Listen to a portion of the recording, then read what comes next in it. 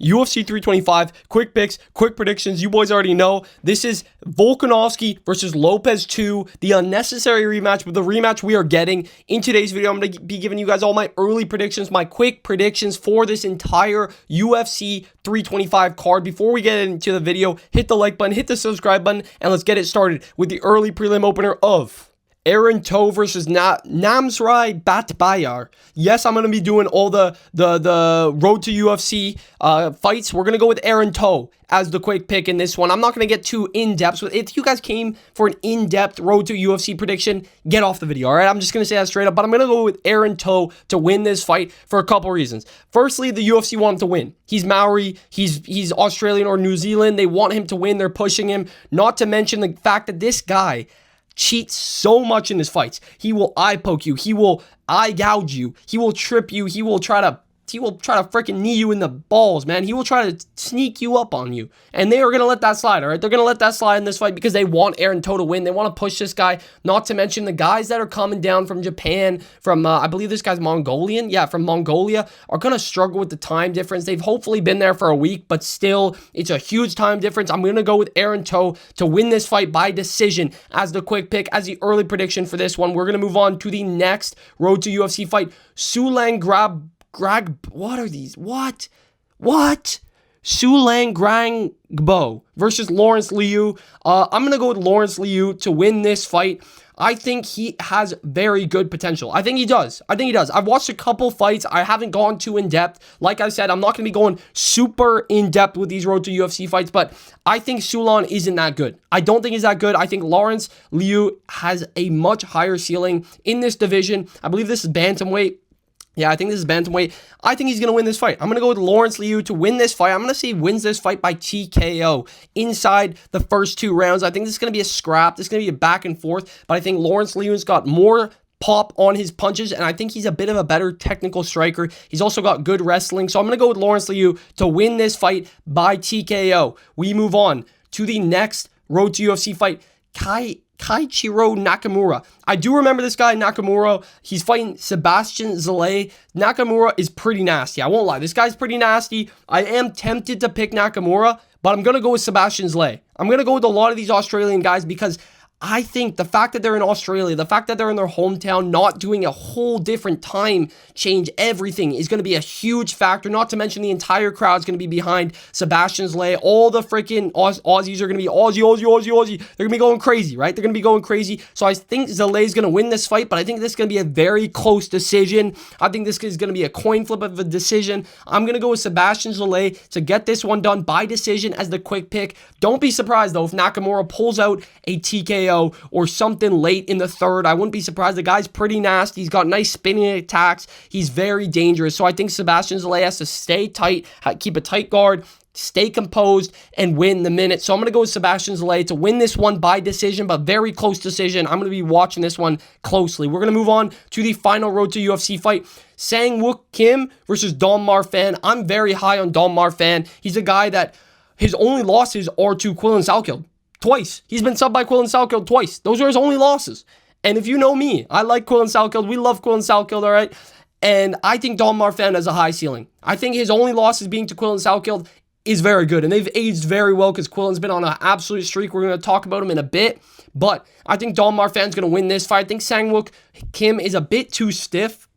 I don't think he's going to have the right shot selection. I think Dom Marfan is a better striker between the two of them. I've seen some of his fights. He's pretty nasty. He's pretty dangerous. I think he's really got a high ceiling. That's the best thing I can say about Dom Marfan. I see a lot of potential in him in this division, in the lightweight division, especially as an Australian. There's not too many lightweight Australians. You got Jamie Malarkey and Quillan Salkild, who we're going to talk about in a bit, but Dom Marfan, I think, is right there, and I think he's near that UFC contract. So Dom Marfan's going to be my quick pick. I'm going to say he gets it done by TKO. I'm going to say he finds a finish. By KO, by TKO, whatever you want to say. I'm going to say Dom Marfan gets it done, gets a big performance in Australia, gets his UFC contract, and he's going to be a guy to look out for because his only two losses are to Quillan Salkild. They might run it back in the UFC. We'll see how things go, but I got Dom Marfan as the quick pick. Now we move on to some actual UFC fights. Khan Offley versus Yiza is going to open up this card.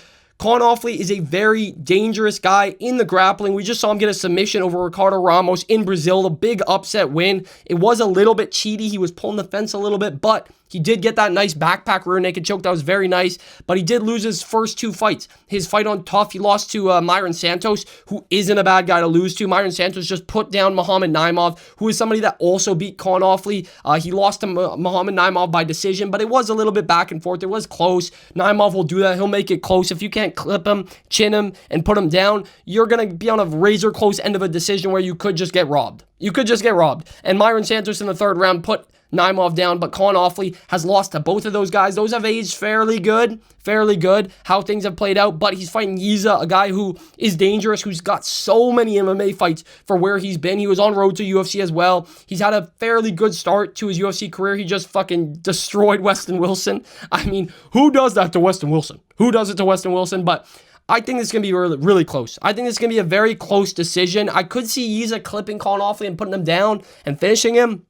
And I could also see a scenario where Con Offley gets Yiza's back and finds a submission. For sure. Both those outcomes are possible, but I'm going to say that this goes the distance. It's a close decision, and I'm going to go with Yiza to win this fight by decision. I just think Con Offley's output is a bit too little for the amount that Yiza's going to be throwing back his way. I think Yiza's a bit bigger frame-wise. I mean, you look at the height say they're the same. I'm telling you, Yiza's going to be the taller one in there. He's going to be the longer striker, and I think this is going to be a striking distance for the majority of the fight. I don't see Con Offley shooting a double leg, getting Yiza down and finding his back super easy. So I'm going to say Yiza wins this fight 29-28, unanimous decision, but it's going to be fairly close. Con will win 1 round with some grappling, I expect, or being in the pocket and being in close, but I think Yiza's going to be the way better striker at distance. So I'm going to go with Yiza to win this fight by decision as the quick pick. We move on to Jonathan Micallef versus Oban Elliott. I'm freaking slipping on my words. I really like Jonathan Micallef, and I really like Oban Elliott. This is a really tricky one. I've broken down this fight before. They were supposed to fight at, was it UFC Fight Night Australia? Not that long ago. The Reyes versus Olberg fight card they were supposed to fight on, and then that got canceled. Oban Elliott got sick. He ate some Australian food. He started yakking. He got sick. So they're running it back here on this card. They placed it on this card, and before Oban Elliott lost to who was it? Seokyeok Ko. He was on a tear. He was on a 3-fight win streak. He would have been a massive favorite in this fight if he had beat Ko, but now he's the underdog. And I'm not going to lie, I kind of like the fact that Oban Elliott's coming in here underdog, being doubted, losing his last fight dominantly as well. He got dominated by Seokyeok Ko, showed his weaknesses in the grappling, showed that he could get bullied about. And I think he's got a point to prove here. I think Jonathan Micallef is very good. His body kicks are nasty. The body kicks that Micallef was slamming on the Frenchman at UFC 312 were really nasty, and he was a huge underdog in that one as well. So I do like Micallef, but I do think that Oban Elliott is going to win this fight. And I'm going to say he wins this fight by decision. Usually he wins his fights by decision. He's the cleaner striker, the sharper guy, and I think that's going to be the case here because I think Oban's going to implicate a lot of movement to make it tricky for Jonathan Micallef to track him down, find those body kicks. I think the body kicks will be there for Micallef, but I do think Oban Elliott's going to circle out, pick his shots wisely, be the point fighter that he is. As boring as it is from time to time, Oban Elliott's technical, he's sharp, he's got the point fighting style. I think Oban wins this fight by decision. I think Micallef's good. He is very good, and he could get the grappling going. That is the one worry for Oban Elliott. Has he fixed the grappling holes? But he's been training with Ian Gary. He's been training with Jordan Vucenic. I've seen a lot of clips of him training with Jordan Vucenic, who's a great grappler. Training with Ian Gary, who's a really, really underrated grappler. So I think Oban Elliott will have patched those holes, especially since more time's gone on since that Australia fight card they were supposed to fight on. So give me Oban Elliott as the quick pick by decision. I could see Jonathan Micallef stealing this one with wrestling, but I'm going to say Oban Elliott is the sharper striker, uses his footwork, moves around, picks his shots wisely, lands that big right hook that he loves to throw. I think Micallef's open to be caught with that right hook, so give me Oban Elliott as a quick pick by decision. We move on to Jacob Malkoun versus Torres Finney.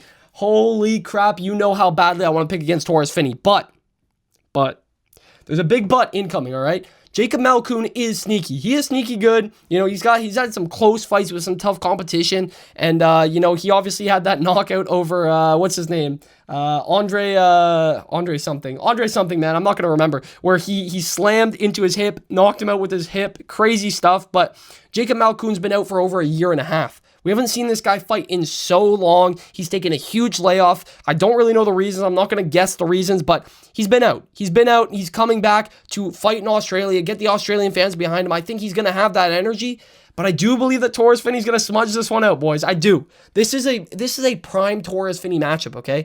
He is still 11-0. He's still had 3 fights on Dana White Contender Series. He's still been way more active than Jacob Malkoun. And even though his fight against Robert Valentine was the most boring smudge fest that I've ever seen in my entire life, the most enraging fight, I literally watched that fight 2 weeks ago because I was so bored and I wanted to see how terrible that fight was in the lead up to this one.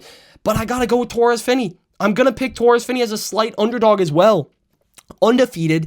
He's been way more active. His wrestling is constantly a problem for these guys. I don't think he's going to knock himself out by landing on Jacob Malkoun's spiky-ass hip, all right? I think Torres Finney's going to be sharp. He's going to get in for the takedowns. He's going to take Jacob Malkoun down. I think he's going to kind of dominate him on the ground. So give me Torres Finney to win this fight. I'm going to see he gets a TKO victory as well. I think it's going to be a show-stopping, a crowd-stopping. Oh, my God, Torres Finney's back. Oh, my God, what? No way, Torres Finney did that, and the crowd's going to be silent. It's going to be like a weird TKO as well, like a ground-and-pound TKO where Jacob Malkoun's not out, but, like, he's not moving. The ref's going to give him plenty of time, but Torres Finney's just going to keep going with his mini Pekka build. All right, I'm going to go with Torres Finney to win this fight by TKO in the 2nd or 3rd round. He's going to just kind of mog Jacob Malkoun with the takedowns, with the ground-and-pound, and just overweight him, man. Just be on top of him the entirety of this fight. So give me Torres Finney as the quick pick by TKO. We move on. Cam Rouston versus Cody Brundage. The Brundage machine is back, baby. 11-7. Oh my God, 11-7. 11-7-1. Sorry, the one no contest. My bad, Cody Brundage. Yeah, I forget about those no contests, man. You keep getting away with those. But Cam Rouston versus Cody Brundage. Look at Cam Rouston, man. You look at him, you're like, what is this guy? All right, what is this guy? But he's a good striker. He's an awkward striker. He's trying to be this hype man. He's not. You know, on his post-fight interview in his last one, he's trying to hype up, I'm the next Israel, all this shit. Shut it down, bud. Shut it down. Let's cool it. Get past Cody Brundage. We'll see what you have to say, all right? But I think Cam Rouston wins this fight. I think Cody Brundage can make it tricky. I think he needs to wrestle. I think he needs to wrestle very heavy to win this one because Cam Rouston's shown wrestling disabilities against guys like Torres Finney, who he's lost to. He lost to Torres Finney on Dana White Contender Series, getting out-wrestled, getting out-grappled for 3 rounds. Cody can do that. Don't get me wrong, he can do that, especially as the underdog coming into Australia. You know, got stuff to prove. If he loses this one, he could be off the roster.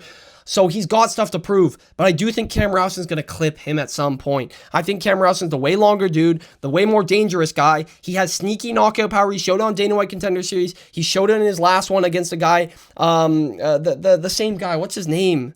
Oh my God, Petrosky knocked him out, right, with the check left hook, I believe it was, dropped him, finished him on the ground. He's showing some finishing instinct, and I think he's going to win this fight. I'm going to go with Cam Rouston to win this fight by submission. By submission. Very sneaky one. Something people aren't really expecting because we're seeing Cam Rouston develop this knockout ability, but I think his ground game is still really underrated. I think Cody Brundage is going to wrestle. He's going to be looking to get takedowns, but I think he's going to end up regretting it. Cam Rouston's got really nasty Darce chokes, really good rear naked chokes. I think he's going to catch him in one of those chokes.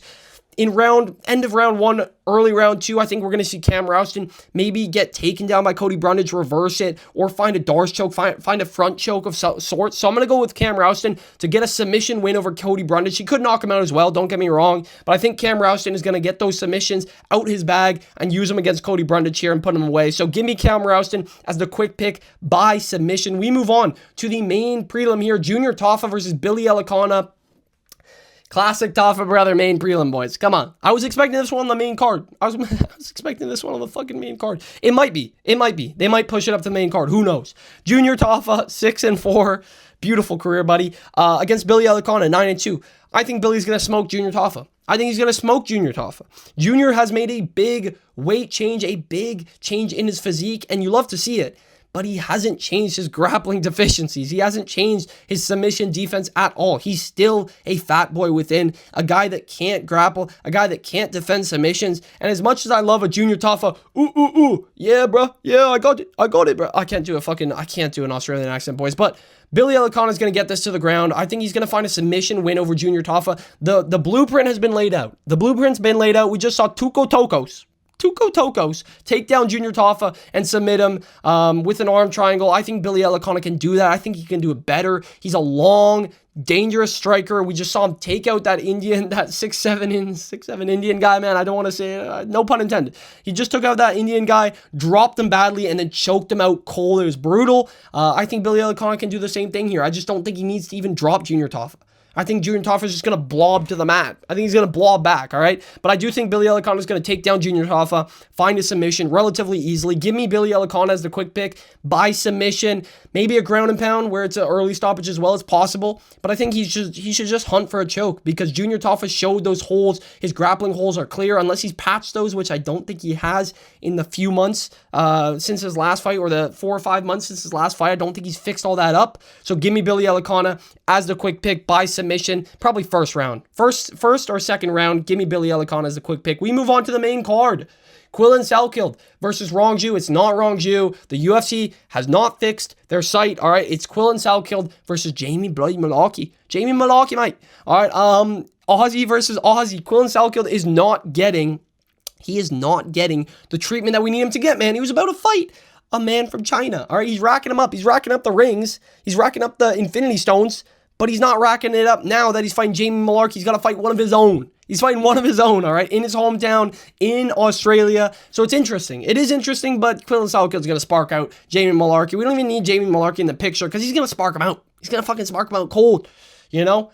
People forget, man, he owns a bakery. I think Quillen Salkild is going to put hands on Jamie Mullarkey. I think he's going to chin him in the first or second round. I just don't see a scenario where Jamie Mullarkey survives long enough to win the minutes, to get the grappling going, knowing that Quillen Salkild has really good defensive grappling. He's got really underrated wrestling that we saw when he fought that guy from Israel, the Israeli guy, and put it on him. He put it on him, man, and that was a tough opponent. I think Jamie Mullarkey is a way easier opponent than that guy, way easier opponent than, what's his name? The last guy that he sparked out with the head kick, which was brutal. It was brutal. It was a nasty head kick. I love to see it, but I think Quillen Salkild wins this fight. Probably 9.5 out of 10 times. The only way Jamie Mullarkey wins this fight is really if he gets his wrestling going and just actually big dogs Quillen Salkild. I don't see it happening. Quillen just got a new whip. He spent his $50,000 bonus and just got himself a new whip. He's feeling fresh. He needs to keep the momentum going. He's in Australia. I think he's going to put down Jamie Mullarkey bad. Probably an uppercut, maybe a straight right. A straight right would be nasty. I think Jamie Mullarkey's open to be caught with that straight right. He got caught by Roofy with those punches. So give me Quillen Salkild to win this fight by knockout in round 1 or round 2. I just don't see a path to victory for Jamie Mullarkey. And the win streak continues for Quillen Salkild, boys. We're going to see how far he can go. But Quillen Salkild is going to be my quick pick by KO. We move on.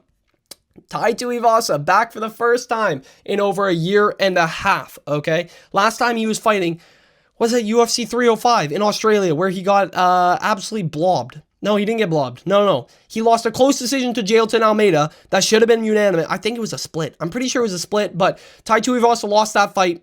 He's been cutting down weight. He doesn't look like this anymore. He looks a lot better. We'll see if he comes in eating tacos, eating the Australian food and stuff, bring out the whole ocean, and we'll see if he's eating food. But Tai Tuivasa cut down weight. He's looking a lot better, but he has been super inactive. He's been blobbed out so many times. He's on a 5-fight win streak. Imagine all the dreams. The dreams of Tai was on a 5-fight win streak, but Tai Tuivasa is on a 5-fight losing streak.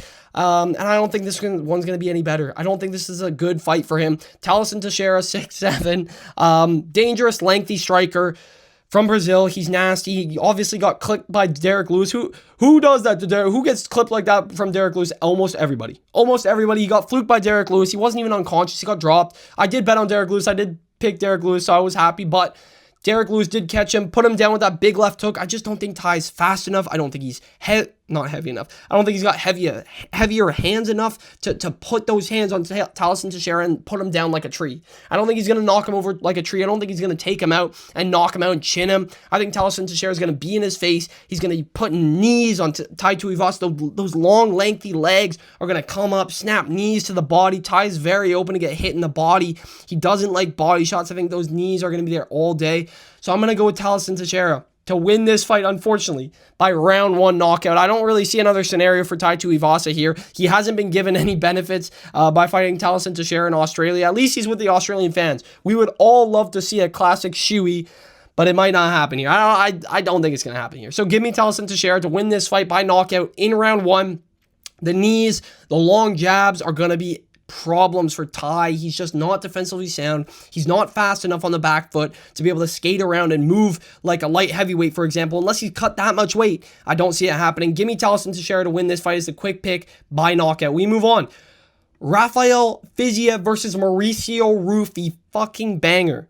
Fucking bang. I'm serious. This is a banger. This is peak matchmaking. This is beautiful striking we're about to witness, boys. This is peak striking we are about to witness. I don't expect takedowns here. Rafael Fiziev, if there's going to be takedowns, he's going to be mixing them in, but Rufy's been working on his takedown defense. I expect this to stay on the feet, be a very striking, heavy Muay Thai battle. Straight up battle. This is going to be a war. And a lot of people are picking Rafael Fiziev easily by decision or by knockout. Crazy stuff. Oh, Rafael Fiziev's going to style on him. Oh, he's going to make him look easy. Oh, all this shit. Look, I am so happy BSD fluked Mauricio Rufy and subbed him and destroyed him and made him look easy and shot down the Fighting Nerds hype train. But Mauricio Rufy is going to win this fight. He's going to win this fight on the back foot with his long jabs, his long crosses, his long hooks, his uppercuts, his lead uppercuts, his flying knees. I really think Mauricio Rufy is going to pick apart Rafael Fiziev through this fight. Fiziev got blobbed out by Justin Gaethje, who, credit to Justin Gaethje. I mean, the guy's good, still at 37 years old, but even though that was on short notice, Fiziev looked real bad eating those shots. And that's a Justin Gaethje who's 37, slowing down, doesn't crack like he used to, and he was still cracking Fiziev with uppercuts, with hooks, with nasty shots. And Mauricio Rufy is a technical striker who's dangerous, who's powerful, who puts people out with one punch. And I think Rufy's going to put hands on Rafael Fiziev. I think this is going to be a competitive fight. Without a doubt, I don't think this is going to be easy for Rufy because Fiziev is a huge test for most guys. And he just made Ignacio Bahamondes look real easy, dodging those kicks, doing his little matrix lean back, styling on him, piecing him up with a jab, looking really clean and really good. But I still think Fiziev's too small for this division, and I think Mauricio Rufy's going to take advantage of it with the striking. I think his right hook is going to be there all day on Fiziev. Fiziev was getting cracked by Gaethje's left, so I think Rufy's going to be there hitting a whoa. Hitting those moves, styling on, switching stances, throwing up spinning kicks. I think Fiziev's going to dodge the kicks and hit a little emote and, smile at him, do that shit. But I think Rufy's going to be piecing him up for the most part of this fight. And I think Mauricio Rufy's going to get himself a unanimous decision win over Rafael Fiziev here, just being the longer striker. I really think that's a problem for Fiziev is his distance management, his range management, the height, the size he is at lightweight. He struggles a lot. He can beat some lanky guys that are chucking up kicks like Ignacio Bahamondes. But a guy who's sharp on with his hands like Mauricio Rufy, who's going to be in your face, connecting with big shots, throwing flying knees, mixing it up, nice leg kicks, I think that's going to be a problem for Rafael Fiziev. So give me Mauricio Rufy as the quick pick by decision in Australia, pulling off a nice victory here. He doesn't deserve the jump up, but he's getting it. I'm going to go with Rufy to win this fight by decision as the quick pick. We move on to the co-main event. Dan Hooker versus BSD. Dan Hooker's back after getting absolutely mogged by Arman Tsarukyan in Qatar. BSD is back after chinning Unk Dariush with ease. And now he's on a 3-fight win streak. BSD's back, and I think his streak continues. BSD's my boy. If you've been watching the channel, BSD is my fucking boy. I went to UFC 315, saw him get that win, saw him get back in the win column, even if it was against Kyle Propolic, the Canadian. I was so happy to see BSD win, get that submission. Then he subbed Rufy, and then he just chinned Beneil Dariush within 16 seconds. So he's fresh, he's active, he's been fighting like crazy. His training videos, his training shots are insane. He's been absolutely whooping his ass in the gym and just working himself to exhaustion every single day. I think BSD's work ethic, his grind, his mentality compared to Dan Hooker is marginally different. Dan Hooker is coming out and he's saying, oh man, I'm just fight for, I can't even do an accent, bro. I can't do the accent. He says he's coming out, he's saying he's going to fight for fun. He's going to fight to stop people from getting in the top 5. That's his goal now. That's his goal, being the gatekeeper of the top 5, making big money, doing his 1-minute scraps. And that's it, man. That's it. It's over, buddy. Dan Hooker, put your gloves in the bag, pack it up, buddy, retire. Drop the gloves on the mat. It's over. All right, it's over. Give me BST to win this fight by submission in round 1. I'm not overthinking it. I'm not overthinking this one. I think BST's the much better grappler, marginally a better grappler. This could make it into round 2. It definitely could. But I think BST's going to put hands on him, do that marauder style that he's got, get in his face, get in Dan Hooker's face, take him down, really smudge him. He could find an arm triangle. He could find a rear naked choke. He could find himself a freaking, no, probably rear naked choke or arm triangle. That's his thing. I'm not going to pretend like he's got front headlocks and front chokes. I'm going to go BST by rear naked choke, by arm triangle in the first round, just taking down Dan Hooker, smudging him, being the bigger, more physical guy in there. All his training coming in, the momentum on BST's side, the hunger that he's got is going to be the big difference in this fight. I just don't think Dan Hooker wants it anymore. I don't think he does. So give me BST to win this fight by submission in the first round, maybe a ground and pound TKO, but I think he's going to beat up Dan Hooker with elbows on the ground, going in for the arm triangle, going in for the rear naked choke, just mixing it up really well. So give me BST, masterclass on Dan Hooker in Australia, shuts down the Australian fans, and Dan Hooker is going to just take some freaking damage from this marauder BST, boys. Give me BST as the quick pick by submission in round 1. We move on to the main event of the evening. Alexander Hernandez, what is wrong with me? Alexander Volkanovski versus Diego Lopez 2, the rematch we've all wanted, we've all been waiting for. I'm just kidding. No idea why the UFC's done this. No idea, but this is what they're doing. They think Diego Lopez has a way bigger market than Lerone Murphy, than Movsar Evloev, so they've given Diego Lopez the rematch, given him another chance at the GOAT, Alexander Volkanovski, the best featherweight of all time. And is this fight going to be any different? I think it might. It could be. But Volkanovski's coming in hungry. He wants to eat. Let the big dogs eat, all right? Alexander Volkanovski wants this win bad. He wants to prove that I am him. I am the featherweight GOAT. I am the champ, and I want to fight Movsar Evloev. We are going to beat Movsar and Lerone Murphy after we beat Diego Lopez, all right? I think Volkanovski wins this fight.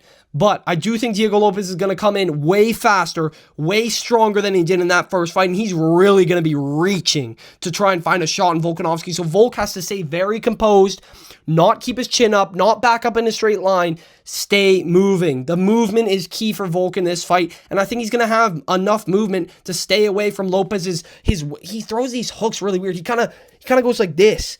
I think he's going to be safe enough to stay away from those hooks. He's got dropped in that first fight. I think the second fight's going to be a cleaner masterclass from Alexander Volkanovski. Give me Volk to run it back by decision.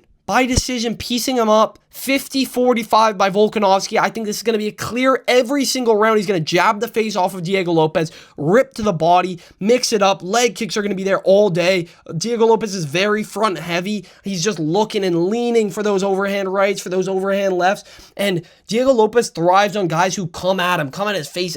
Holy pause. Pause. They come at him and they want to inflict damage. That's why he clipped Silva.